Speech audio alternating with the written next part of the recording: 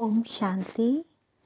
18 जनवरी 1969 पिताश्री जी के अव्यक्त होने के बाद अव्यक्त वतन से प्राप्त 5वें दिन का ये संदेश गुलजार दादी जी के द्वारा। आज जब वतन में गई तो जाते ही अनुभव हो रहा था जैसे कि लाइट के बादलों से क्रॉस करके वतन में जा रही हूँ। बादलों की लाइट ऐसे लग रही थी जैसे सूर्यास्त होते समय लाली देखने में आती है।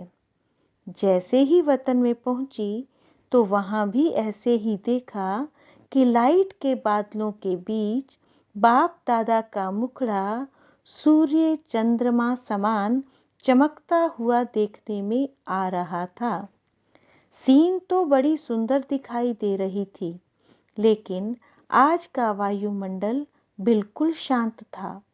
बाप दादा के मुलाकात में भी शांति और शक्ति की भासना आ रही थी।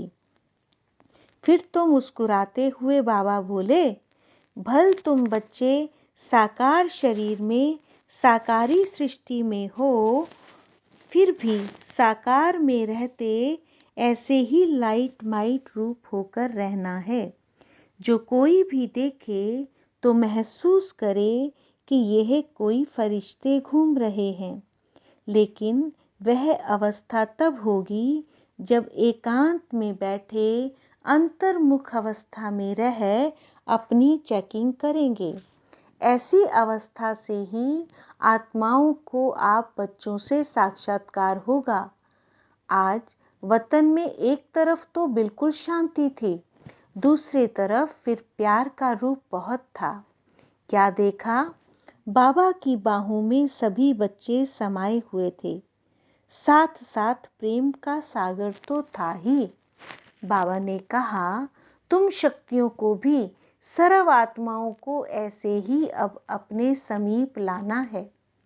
आपकी दृष्टि में बाप समान जब प्रेम और शक्ति दोनों ही पावर होंगी तब आत्माएं नजदीक आएंगी। इसके बाद बाबा ने तीसरा दृश्य दिखाया। क्या देखा? बाबा के सामने ढेर कार्ड्स पड़े थे। बाबा ने कहा, इन कार्ड्स को ऐसे सजाओ जिससे कोई सीनरी बन जाए, क्योंकि हर कार्ड पर सीनरी की डिजाइन थी। किसमें चित्र, किसमें शरीर। हम मिलाने लगी तो कभी उल्टा कभी सुल्टा हो जाता था और बाप दादा बहुत हंस रहे थे। उसमें बहुत ही सुंदर सतयुग की सीनरियां थी। एक कृष्ण बाल रूप में झूले में झूल रहा था, साथ में कांता माना दासी झुला रही थी। दूसरे में सखी सखियों का खेल था, मतलब तो सतयुग की दिनचर्या थी। फिर बाबा ने विदाई देते समय कहा, बच्ची सबको संदेश देना कि शक्ति स्वरूप भव और प्रेम स्वरूप भव। छठे दिन का दिव्य संदेश। आज जब इस देह और देह के देश से परे अपने को सूक्ष्म वतन, जिसको ब्रह्मापुरी कहते हैं, वहां गई तो परमात्मा बाप ने एक दृश्य दिखाया। बहुत बड़ी एक भीड़ देखी। फिर देखा जैसे कोई टिकट बांट रहा है और हर एक कोशिश कर रहा है कि हमें भी टिकट मिले। लेकिन थोड़े समय में देखा कि कोई कोई को टिकट मिली और कोई कोई टिकट से वंचित रह गए। जिनको टिकट मिली वह दिल ही दिल में हर्षाते रहे और जिन्हें नहीं मिली वह एक दो को देखते रहे। वह टिकट कहाँ की थी? उस पर एक दूसरा दृश्य देखा। एक बड़ा सुंदर दरवाजा था जो अचानक खुला। जिन्हों के पास टिकट थी वह तो दरवाजे के अंदर चले गए और जिनके पास टिकट नहीं थी वह बड़े ही पश्चाताप से देख रहे थे। उस गेट पर लिखा हुआ था, स्वर्ग का द्वार। बाबा ने रहस्य सुनाया कि परमात्मा बाप सभी बच्चों द्वारा सतयुगी नई सृष्टि स्वर्ग में चलने की टिकट दिला रहे हैं। परंतु कई बच्चे सोच रहे हैं कि अब नहीं, बाद में ले लेंगे। लेकिन ऐसे ना हो कि यह टिकट मिलना बंद हो जाए और स्वर्ग में जाने से वंचित हो जाएं। बाबा ने कहा, कई आत्माएं सुनती हैं, सोचती हैं कि ये कार्य क्या चल रहा है। तो बाप दादा बच्चों प्रति यही शिक्षा दे रहे हैं कि यह जो समय आने वाला है, आप जो अब सोच रहे हो, सोचते सोचते अपना भाग्य को गंवा ना दो।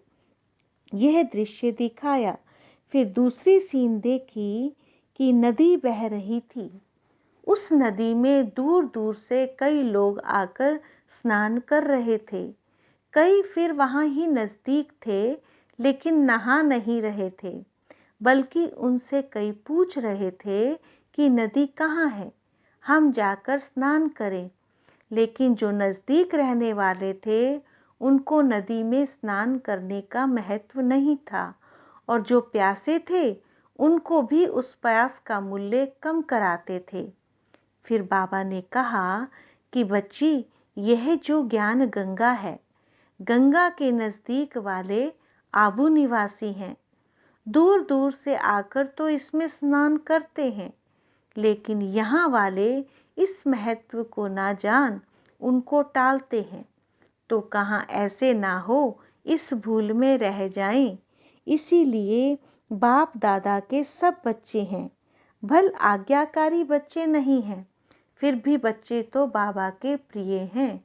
तो बच्चों को बाबा शिक्षा देते हैं कि यह अमूल्य समय जो ज्ञान गंगा में नहाने का मिल रहा है, वह कभी गंवा ना देना।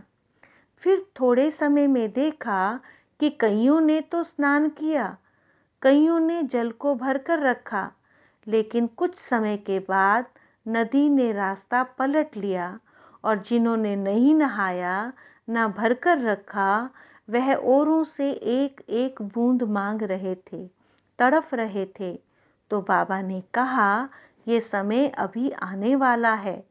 फिर बाबा ने सभी बच्चों के प्रति एक महामंत्र की सौगात दी। बाबा बोले, एक तो मुझ परमपिता की याद में रहो और अपने जीवन को पवित्र और योगी बनाओ। यही बाप दादा ने स्नेह के रिटर्न में महामंत्र की सौगात